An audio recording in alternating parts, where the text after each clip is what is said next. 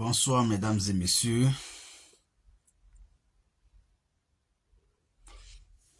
Aujourd'hui c'est un mode soumarelele quoi.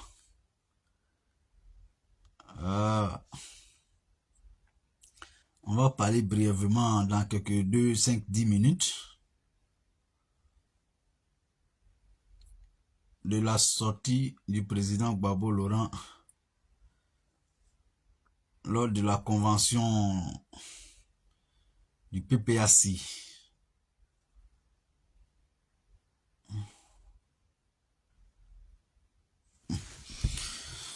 Alors, j'ai mis deux expressions dans ce direct-là. C'est autour de ces deux expressions que le direct va s'articuler, quoi. J'ai entendu le président Gbagbo dire ceci. Je le paraphrase, hein. Je veux un mandat. Et quelque part plus loin, il dit, notre pays n'a pas besoin d'un banquier ou d'un ancien banquier à sa tête. La Côte d'Ivoire a besoin d'un homme politique capable d'orienter ou bien de bien orienter son économie, de bien orienter sa politique.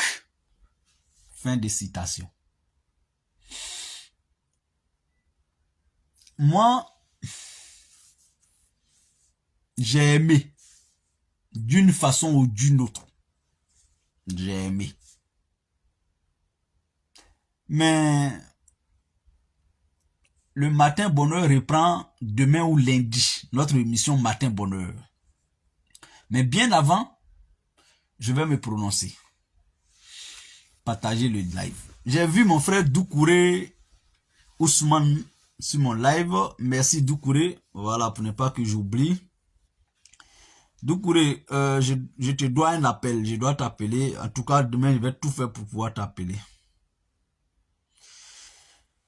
On va revenir dans le sujet avec le premier thème, ou bien la première expression du président Gbagbo Laurent lors de la 10e convention du PPAC. C'est bien ça, non? 10e convention. Ça, c'est pas important. En tout cas, convention du PPAC. Quand le président Gbagbo dit « J'ai besoin d'un mandat », je ne suis pas contre la candidature du président Gbagbo Laurent. Je suis pour même sa candidature. Si, parce qu'elle est légitime, ce sont ses ambitions. On ne condamne pas quelqu'un pour ses ambitions. En tout cas, si ce n'est pas des ambitions qui vont à l'encontre des valeurs de la République. Mais être candidat pour être président, si la Constitution le lui permet, c'est une ambition légitime pour le président Gbagbo Laurent. Mais il a besoin d'un mandat là, c'est pour faire quoi? C'est pour faire quoi? Vraiment, la politique de la Côte d'Ivoire, le président Gbagbo a réaffirmé sa décision d'être candidat. 2025. Ce que je retiens là,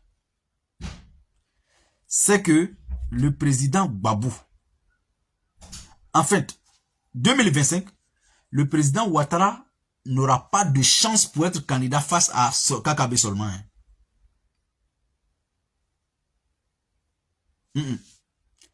Ouattara qu'il oublie ça. Tous ceux qui sont au RHDP, qu'ils oublient ça. Ouattara ne sera plus face à Kakabe en Côte d'Ivoire. Mais la candidature de Gbagbo ne me fait pas peur politiquement.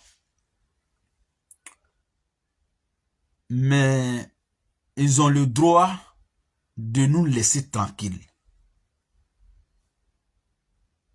Pendant que Gbagbo dit il veut un mandat. Bon, il est en train de se battre pour être éligible. Je prie Dieu que ce combat aboutisse et qu'il soit candidat. Les Ivoiriens décideront d'accorder au président Gbagbo un mandat ou pas. Je souhaite que le président Ouattara donne cette chance aux Ivoiriens. Parce que je ne vois pas une élection où le président Ouattara est candidat pour un 4e mandat et puis il maintient le président Gbagbo sous condamnation et puis ils vont prendre ça comme, oui, comme il est condamné, il n'est pas éligible. Ça ne sera pas joli. Ça, ce n'est pas de l'impunité. Parce que j'étais sur un panel la dernière fois. On m'a posé la question. Quand j'ai dit que Ouattara n'exclut pas Gbagbo, qu'il laisse Gbagbo compétir. Tant que lui, Ouattara, il est dans le débat politique. Tant que lui, il va compétir. On me dit non. Ah donc, toi, c'est l'impunité. J'ai dit, mais qu'est-ce que vous appelez l'impunité? L'impunité, c'est quand un être humain commet un forfait et la justice ferme les yeux dessus. C'est ça qu'on appelle encourager l'impunité. Les gens comprennent même pas français. On dit impunité, ça veut dire que on a refusé de punir un crime. Impunité, comme son nom l'indique. Il y a puni dedans, impuni. Ça veut dire qu'on n'a pas puni un forfait qui a été commis. Ou bien un crime qui a été commis, qui a été avéré. Avec preuve. On a fermé les yeux sur ça. On a laissé ça faire la justice. C'est ça qu'on appelle l'impunité. Mais en ce qui concerne le président Gbagbo, on ne parle plus de l'impunité. Ils l'ont jugé, ils l'ont condamné. Une fois que tu es jugé et condamné, ça veut dire qu'on a établi la justice. Ça, on ne parle plus d'impunité. Ça veut dire que tu as été puni. Donc on ne parle plus d'impunité en ce moment-là. Les gens qui pensent que quand nous on dit aujourd'hui, Ouattara doit prendre une loi d'amnistie, une ordonnance d'amnistie, ou bien l'Assemblée nationale doit se prononcer sur une loi d'amnistie afin d'amnistier les acteurs politiques pour qu'on ne soit plus dans l'impasse. Les gens pensent que on encourage l'impunité, mais c'est faux. Le président Guillaume Soro, si c'est de lui qu'il s'agit, il est jugé et condamné. À tort ou à raison. À ce moment du débat, on ne parle plus de « Ah, Soro a raison, Soro a tort ». Non, la justice de Côte d'Ivoire, manipulé ou pas, raison ou pas, en tout cas, nous, on est condamné. Il n'y a pas de problème. Donc, on ne parle plus de l'impunité dans ce cas de figure.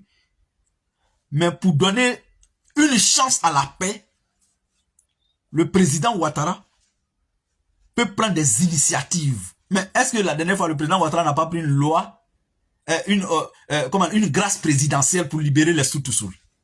Qui a blanché? Est-ce que la justice a dit non, on ne veut pas? Non! Ça reste dans les prérogatives du président de la République. Ça fait partie des prérogatives du président de la République que la Côte d'Ivoire et la constitution ivoirienne lui ont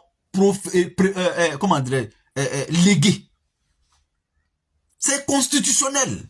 La grâce présidentielle est constitutionnelle.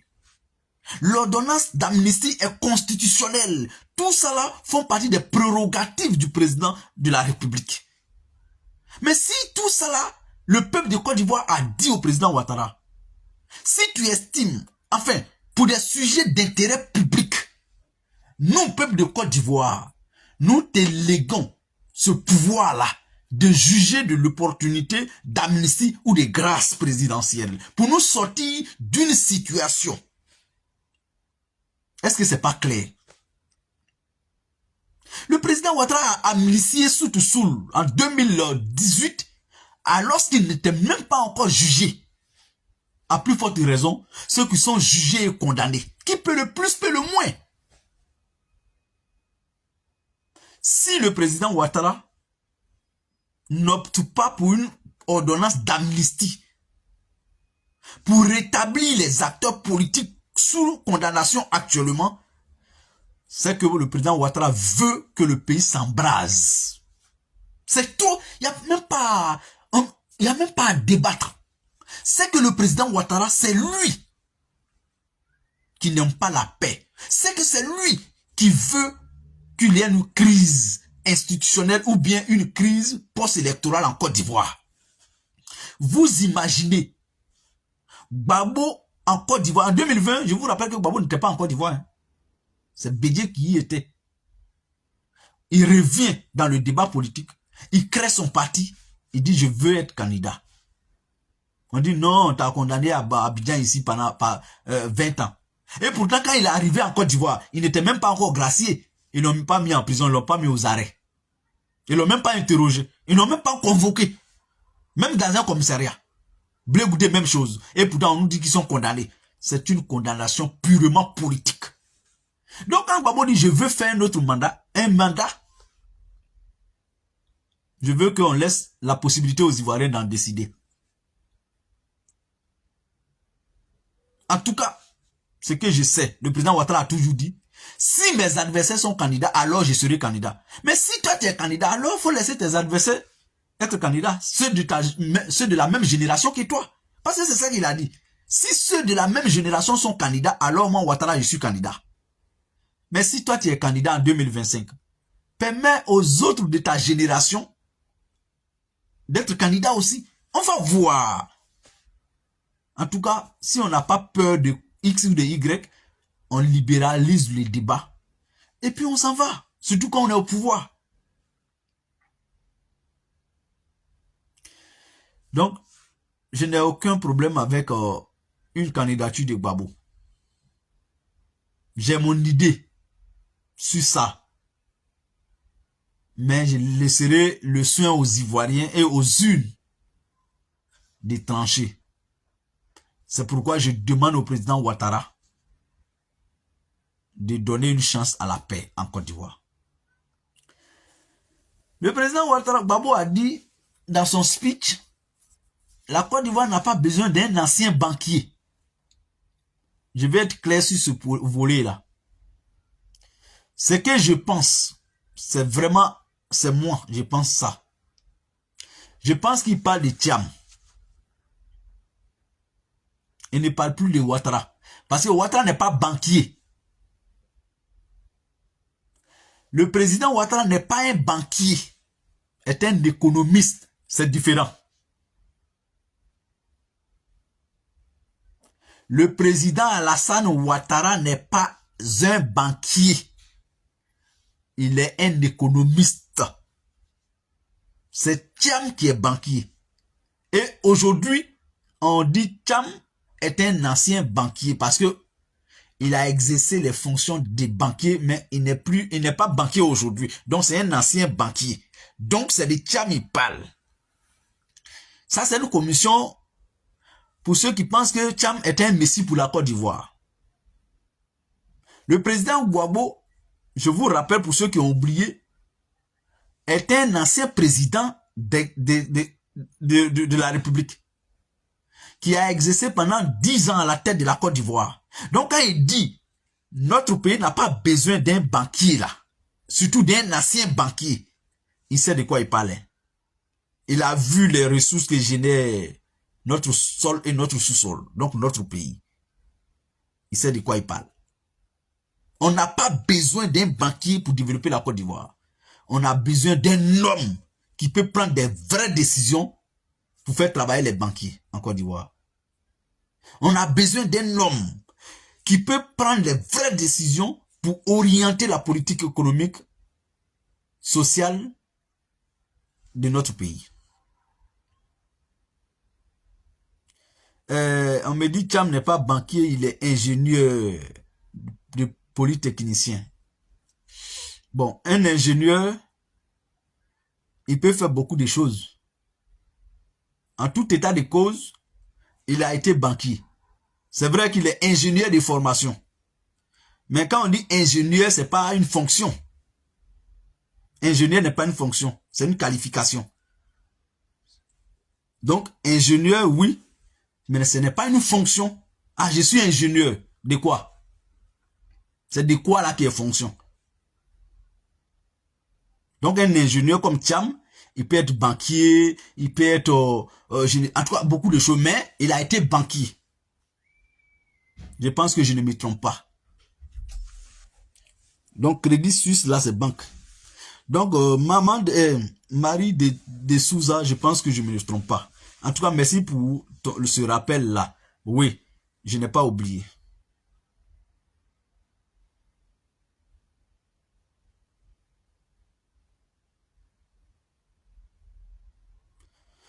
Il y a ça c'est Raymond Junior dit pendant la fête de l'anniversaire de Soro, tes amis t'ont dit les 4 vérités. Sinon, Laurent Gbagbo parle de la rébellion qu'il a amnistiée lui-même. Tu ne parles pas de ça. Pendant la fête d'anniversaire de Soro, tes amis t'ont dit les 4 vérités. Ah bon? Bon, peut-être c'est moi, il ne sait pas lire, ou bien je ne sais pas. Si, parce que ton dit là, c'est pas ce que, c'est pas, mes amis m'ont dit les 4 vérités. À quel moment et où? Quelles 4 vérités? Qu'a-t-il dit pendant l'anniversaire du Soro Guillaume? J'ai fêté l'anniversaire du président Guillaume Soro en compagnie de tous mes camarades Soulé, Ahmed Konaté, Ibra, et tous ceux que voilà. Donc, je ne sais pas de quoi tu parles véritablement. Lol, je vais te provoquer. Bon, ça c'est toi, tu vois. Hein. Et puis, il dit aussi que Gbagbo Laurent parle de la rébellion. Voilà, vraiment, ça, sur ce point, je suis reconnaissant à toi. J'avais oublié cet aspect, mais ne pense pas que je voulais faire fi de ça. J'avais oublié ce petit côté-là. Voilà, c'est une petite causerie, mais quand je serai bien sérieux demain, ou lundi matin, dans mes émissions Matin Bonheur, je reviendrai en long et à large sur ça. Tu vois, non, je reviendrai en long et à large sur ça, sur la rébellion. Parce que le président Gbagbo a dit aussi que il fera, quand il sera président en Côte d'Ivoire en 2025, il fera la lumière sur la rébellion. Il fera aussi la lumière sur le coup d'État. Je pense que c'est ce qu'il a dit. Ça, par contre, ça m'a fait rire. J'ai compris que le président Gbagbo, finalement, il se positionne comme un artiste comédien. Excusez-moi, hein, c'est mon grand-père, donc je peux le taquiner un peu. Pourquoi j'ai dit ça? Pourquoi j'ai dit ça? J'ai dit ça parce que c'est tellement ridicule d'entendre ça aujourd'hui de la part du président Gbagbo. Je vais vous dire pourquoi. Le coup d'État de 1999 a lieu avant que le président Gbagbo soit président en Côte d'Ivoire. Je peux me tromper, hein, mais dites-moi que c'est faux. Le coup d'État du 24 décembre 1999 a lieu avant que le président Gbagbo ne soit président de la République de Côte d'Ivoire. Laurent Gbagbo a été président, a prêté serment en octobre 2000, l'an 2000. C'est-à-dire plus de 1 an. Ou environ 1 an après le coup d'État. Et puis, il a fait 10 ans au pouvoir, de 2000 à 2010. Quelle que soit la manière dont il a exercé. En tout cas, il a fait 10 ans en tant que président de la République de Côte d'Ivoire. Le président Gbagbo n'a pas eu le temps, pendant 10 ans, pour faire la lumière sur le coup d'État. Et il veut un mandat de 5 ans. Et c'est dans un mandat de 5 ans là, il aura le temps qu'il n'a pas eu pendant 10 ans pour faire la lumière sur le coup d'État. Vraiment, ça, ce paradoxe-là, à moins qu'un polytechnicien m'explique ça. Je vais consulter Thiam pour bien m'expliquer ça. Pour que je puisse mieux comprendre. Il parle de la rébellion. Je vais faire la lumière sur la rébellion. Je crois qu'il a dit ça. C'est sur ça que je vais intervenir. La même rébellion que lui, il a initiée là. Hein? La même rébellion que le président Gbagbo a amnistiée là. C'est juste ça, lui, il va faire lumière. Quelqu'un même qui n'a pas pu faire lumière sur coup d'État. Ce simple coup d'État. Qui a duré quelques heures. Qui est devenu par la suite une transition militaire. Avec laquelle transition, lui, il a partagé le pouvoir. Lui, je vous rappelle que pendant la transition militaire, le président Gbagbo a participé à la transition militaire sous le FPI. Le président, le chef d'État Gueye, là, a mené la transition militaire avec le FPI, avec des ministres FPI. Dites-moi que c'est faux, hein. Je peux aussi me tromper, je n'ai pas la science infuse. Lui n'a pas eu le temps de demander à Gueye qui a fait coup d'État. Pendant qu'il gouvernait avec Gueye, il avait des ministres dans le pouvoir, sous le pouvoir Gueye. On me dit, 1 an, 10 mois au pouvoir, une rébellion éclatée. Ce n'est pas un prétexte. Donc, c'est ça qui l'a empêché de faire la lumière sur le coup d'État. Ah, c'est parce qu'il a fait 1 an, 10 mois au pouvoir que la rébellion a éclaté. Donc, il n'a pas eu le temps pour faire la lumière sur le coup d'État. Non, on ne peut pas prendre la rébellion pour justifier ça. Non, c'est faux. Pendant la rébellion, il n'avait plus les services de renseignement de Côte d'Ivoire. Et pourtant, il avait la Côte d'Ivoire utile. La rébellion avait la Côte d'Ivoire inutile. Ça, ce sont les termes du président Gbagbo que j'emploie. Hein. Et dit, bon, laissez ceux-là là-bas. De toute façon, la partie de la Côte d'Ivoire qu'ils ont là, il n'y a rien là-bas. Où je suis là, il y a tout ici. Ça, c'est le président Gbagbo qui a dit ça. Pourquoi vous rappelez plus de ça ou bien? Pourquoi vous rappelez plus de ça? Non, moi, je veux bien que le président Gbagbo fasse la lumière sur la rébellion. Mais il n'aura pas ce temps encore, en fait. Je veux bien que le président Gbagbo fasse la lumière sur le coup d'État, mais il n'aura plus le temps pour le faire. Parce qu'il a fait 10 ans, il n'a pas pu le faire. Ce n'est pas un mandat qui demande aux Ivoiriens que pendant... Bon, donc s'il prend... Il va prendre combien de temps pour faire la lumière sur la rébellion et le coup d'État, et puis il va travailler un peu pour qu'on dise que le président Gbagbo vient de travailler. Non, on n'a qu'à arrêter d'insulter les Ivoiriens. Arrêtons d'insulter les Ivoiriens. Que nous, on dû en exil, ça n'engage que nous. Ce n'est pas le président Gbagbo qui va nous faire revenir en Côte d'Ivoire. Là, si tu vois un peu. Voilà. Donc, mesdames et messieurs, c'était sur ces petits mots-là, ou bien ces petites expressions sorties du discours du président Gbagbo que je voulais faire un clin d'œil. Moi, quand j'ai fini de parler, je ne tiens pas compte des agissements, des émotionnels. Voilà. Donc, allez, portez-vous bien. Et lequel ici, il est minuit 6 ici. Allez, je vous fais gros bisous et puis bon week-end. À très bientôt. On s'attrape. Ciao, ciao, ciao, ciao.